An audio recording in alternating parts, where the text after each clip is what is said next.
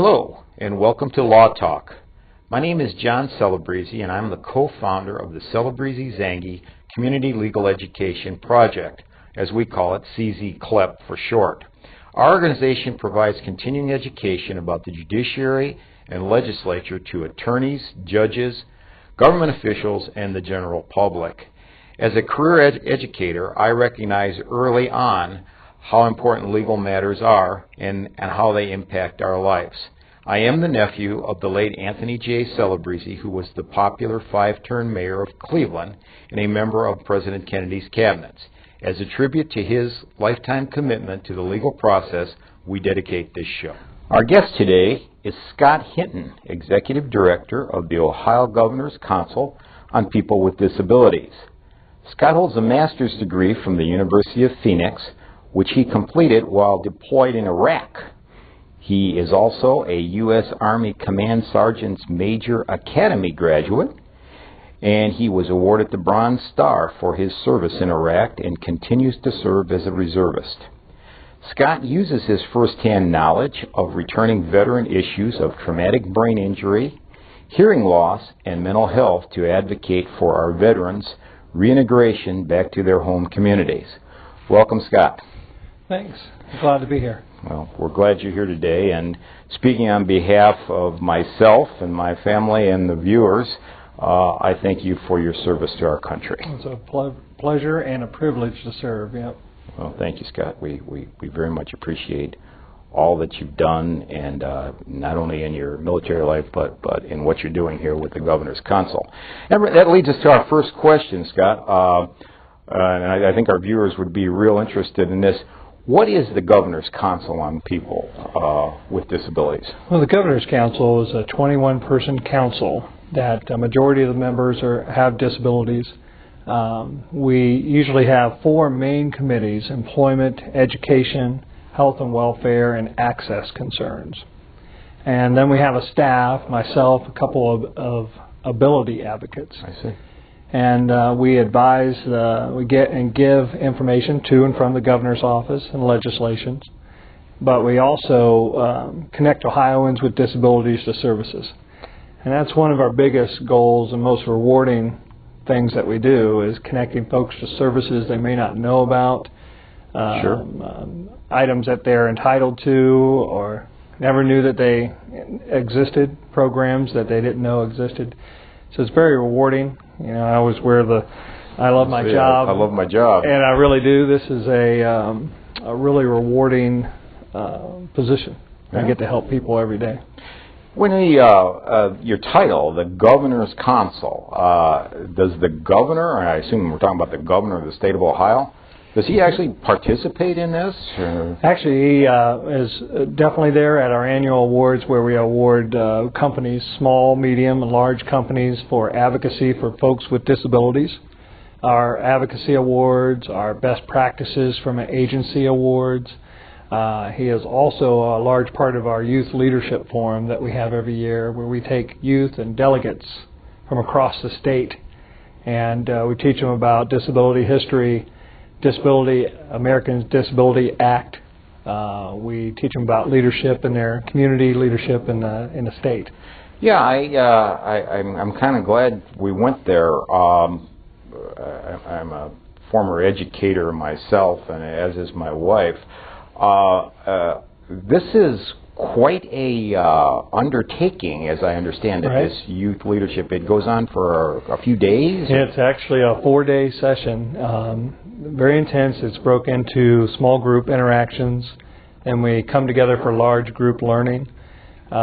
We have several visitors, several legislators, several advocates, and we've taken leaders that are Ohio-based and brought them in.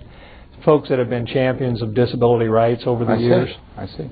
How do you pick the kids? I mean, we actually have open applications, and that goes out to folks through all of Department of Education's emails. I see. So we flood that, and we also do all the homeschooling, the Arc of Ohio's, the charter schools, the magnet schools. We send it out to Autism Speaks, MS, all the different organizations as well. But how many kids number-wise? This year is record number. We have a record number of applicants. We had 66 applications, and many of which will probably settle down to probably 50 delegates, 50-plus delegates from across the state. I see. So all the state is represented. The kids really have a great opportunity. I understand it's held in the Columbus area? Held in the Columbus area, all expense paid. It is, the governor kicks it off with the welcome. Yeah, I guess that's what, I guess I knew that from some of my educational colleagues that the governor actually comes and... It's outstanding because the delegates learn so much about the history of disability, and many times they may be the one or two, the onesie-twosie in the school that may have a disability, and in the school they may see themselves as different. When they come together with delegates from across the state, and many of the folks that work and volunteer for that have disabilities as well. I see. So when they come together, it's neat that they get to see they're not alone. Yeah. So. That sounds great. For any of our viewers, and we have a number of teachers that I'm sure follow the show, I imagine this year is probably pretty well in the works, but maybe for future years, how would a student go about getting his or her application? Well, we're definitely going to use what we used this year to get the word out. That effectively got the most delegates that we've ever had. But we're also going to have it on our website. We're going to be going out school to school and contacting folks directly as well. Okay. All right. Well, in our viewing area, we have a number of schools here in Medina County that might be interested in this. And later on in the show, we'll make sure that your website goes up on our screen so our viewers can contact you. And once again, it is called the Youth Leadership Conference? Youth Leadership Forum. And actually, it has been, this is the 11th year of a Youth Leadership Forum, and this is the largest that we've ever had. Wow. Yeah. And this is due in good part to the governor himself last year lauding the efforts, but asking for an increase. And he wanted more delegates. Sort of akin to a boys' state, girls' state program. Very much so. Well, that's great. Well, we encourage any young folks watching our show, by all means, to take part in this if they wish. In your day-to-day operations, we know you're a veteran yourself, and you've had, as we mentioned earlier, first-hand opportunities, first-hand experiences. I could see where everything you do is important, don't get me wrong, but returning veterans who obviously were 100% healthy and things going well in their life and come home and maybe they've got a new challenge, and I'm sure some of these folks have never had any contact with the system before. Right. This is an audience out there that we certainly, you guys and gals coming back, please, if you think Scott and his organization can be of any help, by all means contact them. I guess, what I'm heading towards is your day-to-day operation. I'm sure you're kept busy every day doing a lot of things. What type of calls do you receive for assistance? Well, the majority of our calls, we do get our fair share of calls from returning veterans as well, and we work very closely with the State Department of Veteran Affairs and the VA itself.